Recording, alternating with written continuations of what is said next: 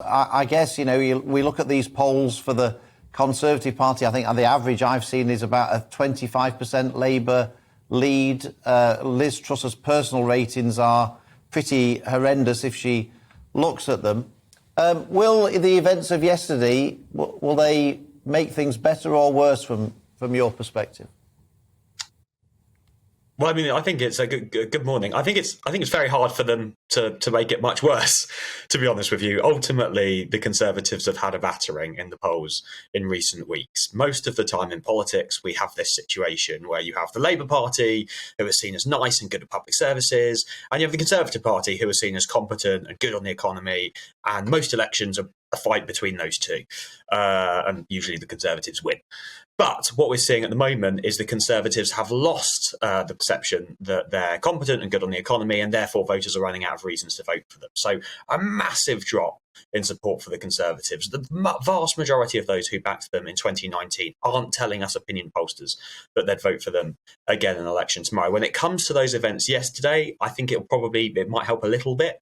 Liz Truss has certainly moved the party to a set of policy positions that's more popular with voters. But at the same time, the series of U-turns, the turmoil in the market, has meant that she doesn't particularly look like a strong leader anymore.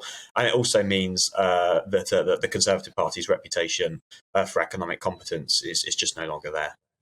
Well, you said there, Chris, it would be difficult to go any lower in the polls. That's sort of what you said, that there was such a bad time. Competence is key to Conservative success. So how about this now, Jeremy Hunt moving in there? Somebody is known for delivery and for competence. Could this be something that could help raise those polls for the Conservatives? I mean, we'll just have to wait and see. But ultimately, the Conservative Party is now asking the right questions again. They're appreciating the importance of competence, particularly economic competence, to their brand. And they've clearly decided that Jeremy Hunt is the answer to that question. And we've seen him try to come out and rebuild that image. Look, it's a big job. It's a really big job the Conservatives have on their plate in order to repair this image and overcome this problem. But, we'll see if Jeremy Hunt's up to the job. Do you think, Chris, from where we are, whatever happens, do you think it's now impossible for the Conservatives to win the next election, being so far behind, irrespective of what happens between now and then?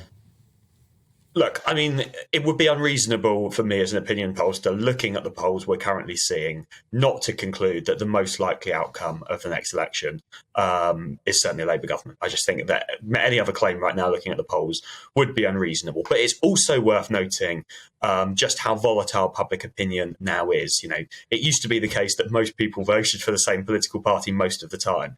That's not true anymore. We've got a lot more people who switch between political parties, which means we're much more likely to see dramatic shifts in the polls. By God, we've seen one over the past couple of weeks, but it also means that we're much more likely to see a shift back.